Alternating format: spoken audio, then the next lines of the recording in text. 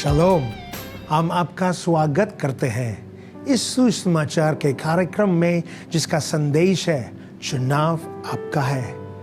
हमारी कलीसिया शलोम international fellowship के पासबान रेवरेंड डॉक्टर पॉल से ने आज हमारे साथ परमेश्वर यीशु मसीह के जीवित वचन को बांटेंगे। आए हम मिलकर परमेश्वर के वचन को सुने और आशीषित पाए।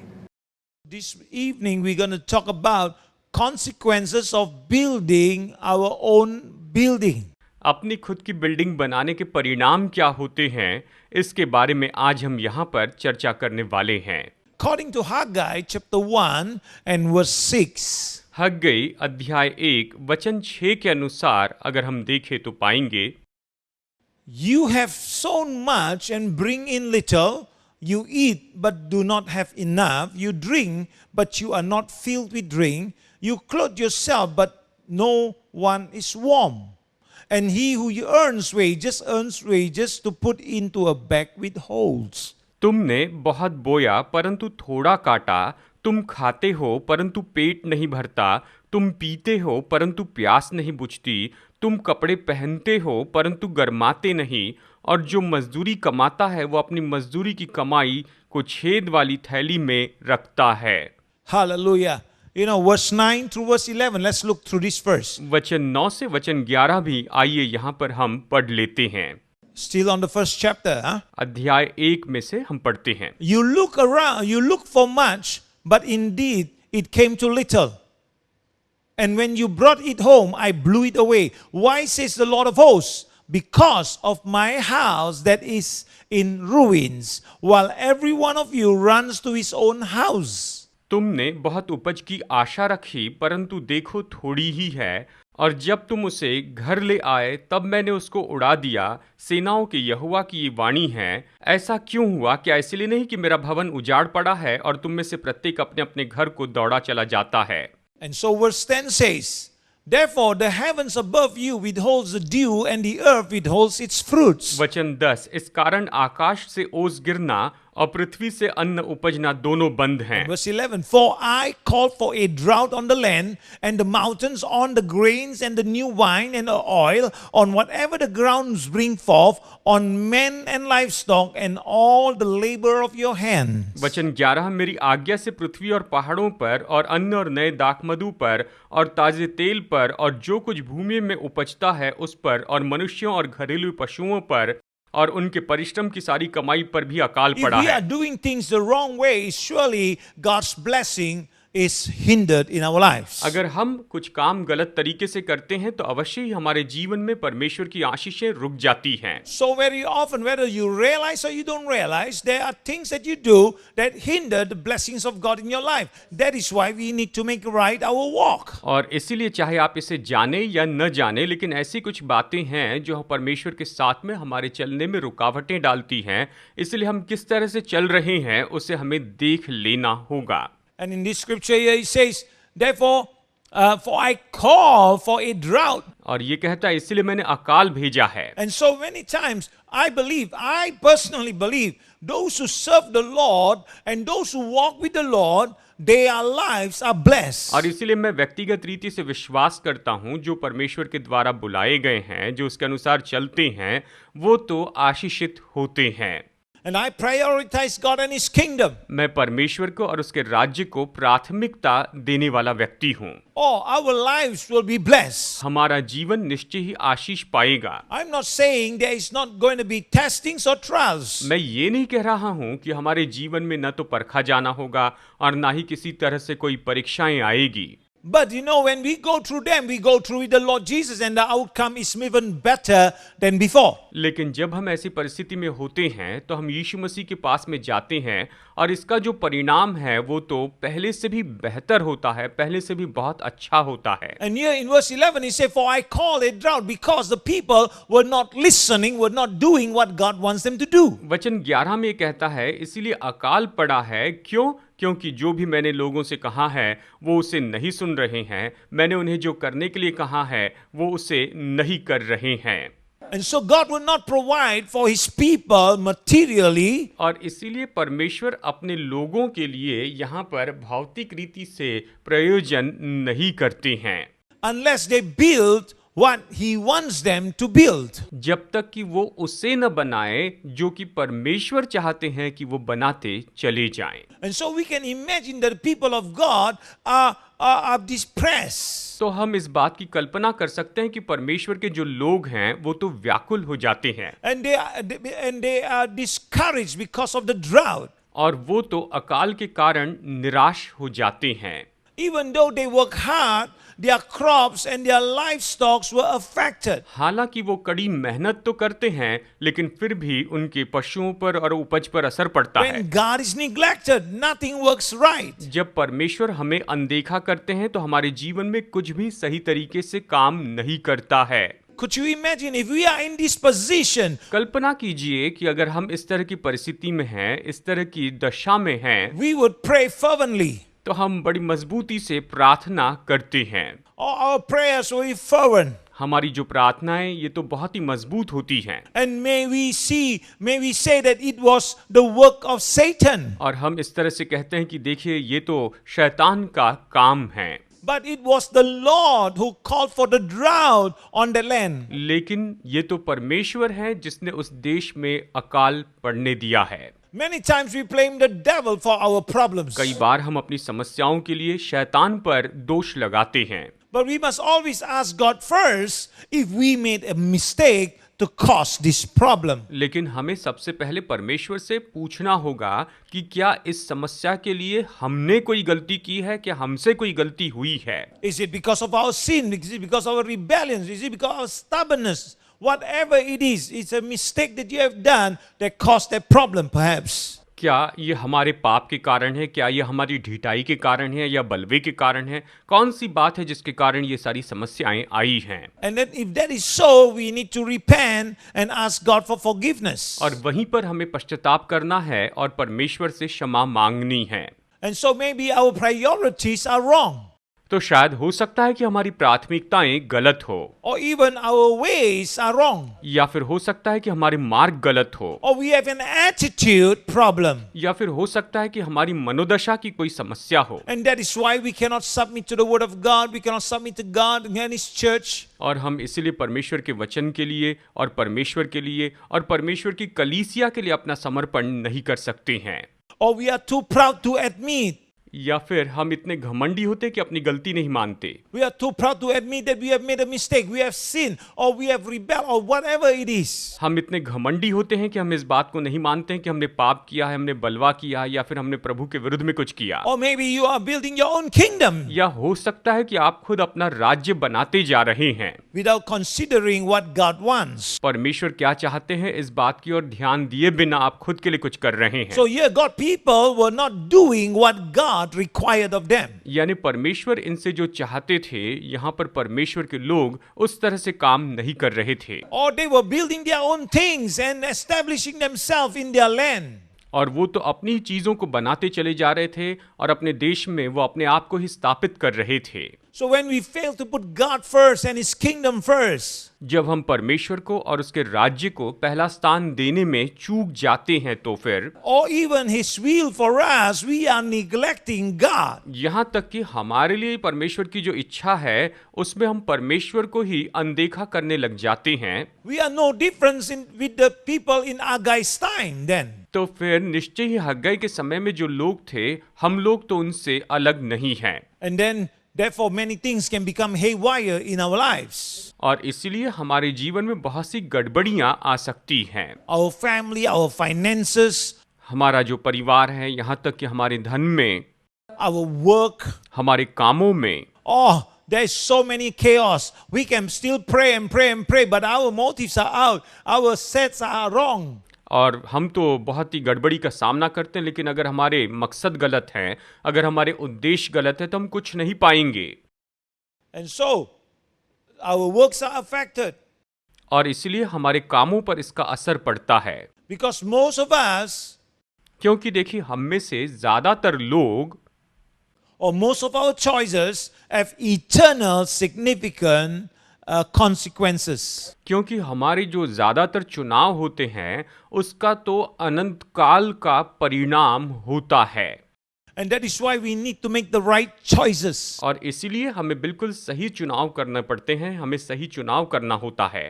And the best guide is our choices can be made based on the word of God. और सबसे अच्छा मार्गदर्शन ये है कि हम अपने परमेश्वर के वचन के आधार पर चुनाव करें, Not on the patterns of this world, not on the patterns of our thinking, but based on the word of God. संसार के तौर तरीके पर नहीं, अपनी सोच पर नहीं, लेकिन परमेश्वर के वचन के आधार पर। And so often we struggle because we have personal ambition, personal status and comfort that we are looking for. और इसीलिए कई बार हम कश्मकश में होते हैं, मुश्किलों में पड़ते हैं, हमारा खुद का व्यक्तित्व ऐसा होता है और हम इन सारी चीजों को देखते चले जाते हैं।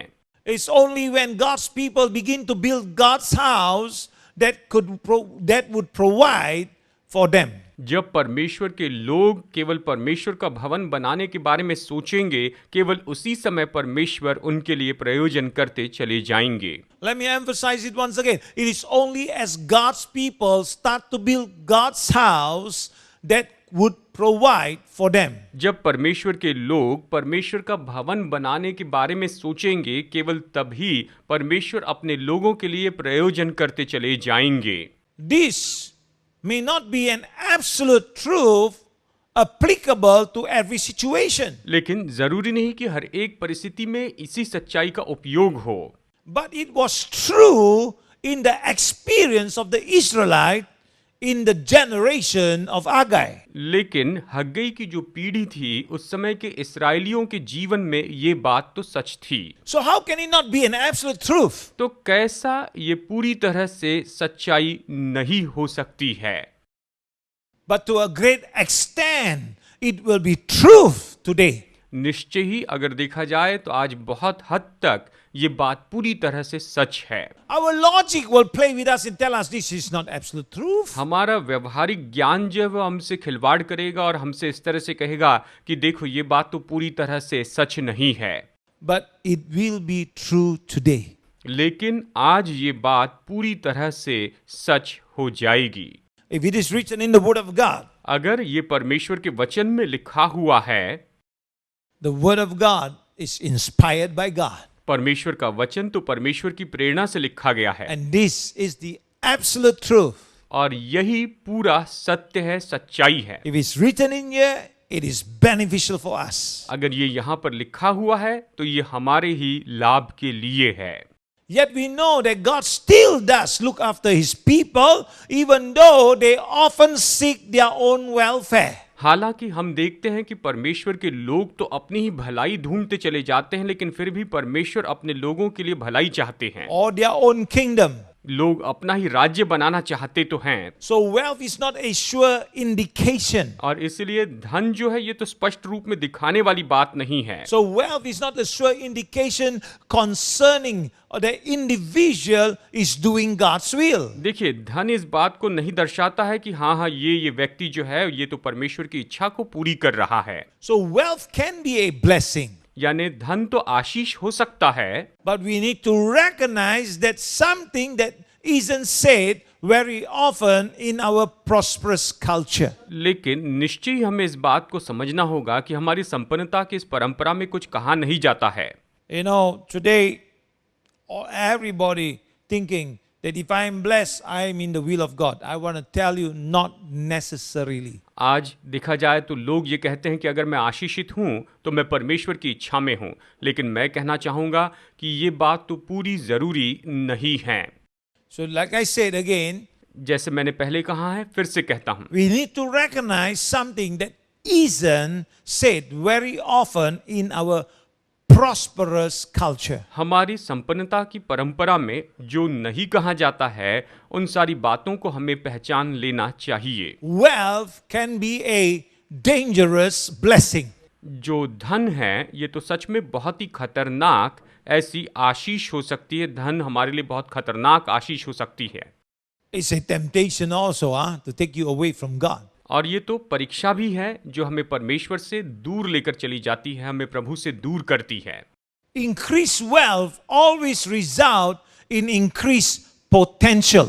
हमेशा धन की जब वृद्धि होती है तो निश्चय ही हमारी जो क्षमता है वो भी बढ़ती चली जाती है, either for good or evil. चाहे वो अच्छाई के लिए क्षमता बढ़े या फिर बुराई के लिए क्षमता बढ़े, For our own personal comfort and prestige or for God's purposes. हमारे खुद के ऐशो आराम के लिए और यहाँ तक कि परमेश्वर का जो उद्देश्य है उसे पूरा करने के लिए भी हमारी क्षमता बढ़ती है। So, this potential, this wealth can be used for good or evil. यानी ये जो क्षमता है ये तो भलाई या बुराई के लिए उपयोग की जा सकती है, Or can be used for personal comfort and prestige or for the kingdom of God. इसे हम खुद के व्यक्तिगत लाभ के लिए उपयोग कर सकते हैं या फिर परमेश्वर के राज्य की बढ़ोतरी के लिए इसका उपयोग कर सकते हैं। That is God's purposes. यानी परमेश्वर के उद्देश्य को पूरा करने के लिए हम इसका उपयोग कर सकते हैं। So there is a scripture that says, to whom much is given, much shall be required. देखिए वचन ये कहता है कि जिसे ज्यादा दिया गया है उससे ज्यादा की अपेक्षा की जाती है। Let us look at the scripture in Luke chapter 12 and verse 48, the second part. आइए लूका अध्याय 12 वचन 48 के दूसरे भाग में इस वचन को हम देखते हैं। For everyone to whom much is given, from him much will be required. इसलिए जिसे बहुत दिया गया है उससे बहुत मांगा जाएगा, यानी जिसे ज्यादा दिया गया है उससे ज्यादा की मांग की जाएगी। And to whom much have been committed, of him they will ask the more. और जिसे बहुत सौंपा गया है उससे बहुत लिया जाएगा। इस तरह से ये वचन हमें बताता है। So God gives you those blessings because he wants you to do his purposes. परमेश्वर आपको ये आशीष देते हैं क्योंकि वो चाहते हैं कि आप उसके उद्देश्यों को पूरा करते चले जाएं। When your income increases, जब आपकी कमाई जो है वो बढ़ती चली जाती है so does your accountability to God. तो वैसे ही परमेश्वर के लिए आपकी जवाबदेही भी बढ़ती है। So we must be wise and faithful stewards और इसीलिए हमें बुद्धिमान और विश्वास योग्य ऐसा भंडारी होना है for what God has given us. जो परमेश्वर ने हमें दिया है उसके लिए हमें बड़ा विश्वास योग्य भंडारी होना है। This is not limited to finances only, और ये बात तो केवल धन से ही संबंधित रखने वाली नहीं है, but in every area of our lives. लेकिन ये हमारे जीवन के हर एक क्षेत्र में उपयोगी ऐसी बात है। So we need to pay a serious attention to biblical warning about wealth. यानी धन के बारे में बाइबल हमें क्या-क्या चेतावनी देती है उसकी ओर हमें बहुत ध्यान देना चाहिए। Remember, as the rich young ruler walked away, and Jesus said, according to Luke chapter 18, verse 24, लूका अध्याय 18 वचन 24 के अनुसार जब वो जवान धनी सरदार यीशु के पास से चले जाता है तब यीशु ने क्या कहा? how hard it is for those who are wealthy to enter the kingdom of God. धनी लोगों का परमेश्वर के राज्य में प्रवेश करना कितना मुश्किल होता है। It's not that all the rich people cannot enter, but those who are doing it according to his purposes. ये इस तरह से नहीं कहता है कि जो धनी लोग हैं वो सब के सब प्रवेश नहीं कर पाएंगे, लेकिन जो परमेश्वर की इच्छा के अनुसार काम कर रहे हैं वो उसमें प्रवेश कर पाएंगे। But this rich young man walked away sadly. And so Jesus made this saying, how hard it is for those who are wealthy to enter the kingdom of God, because they are struggling with their wealth. ये जो धनी व्यक्ति था ये तो दुखी होकर निराश होकर वहां से चला गया और इसलिए यीशु ने कहा कि स्वर्ग के राज्य में धनी व्यक्ति का प्रवेश करना कितना कठिन है। And then the apostle Paul said in 1 Timothy chapter 6 and verse 9 and 10. पहला तिमोथियुस अध्याय 6 वचन 9 और 10 में यहाँ पर प्रेरित पौलुस इस तरह से कहता है, Those who want to get rich fall into temptation and a snare, and many foolish and harmful desire will plunge men into ruin and destruction. पर जो धनी होना चाहते हैं वे ऐसी परीक्षा और फंदे और बहुत सी व्यर्थ और हानिकारक लालसाओं में फंसते हैं जो मनुष्य को बिगाड़ देती हैं और विनाश के समुद्र में डुबो देती हैं। For the love of money is a root of all sorts of evil, and some by longing for it have wandered away from the faith and pierced themselves with many a pang. क्योंकि रुपये का लोभ सब प्रकार की बुराइयों की जड़ है, जिसे प्राप्त करने का प्रयत्न करते हुए बहुतों ने विश्वास से भटक कर अपने आप को नाना प्रकार के दुखों से छलनी बना लिया है। Wow. This is so clear cut. ये बहुत स्पष्ट रूप में बताता है। Remember, it's heartbreaking for any father when his children continually plead with him.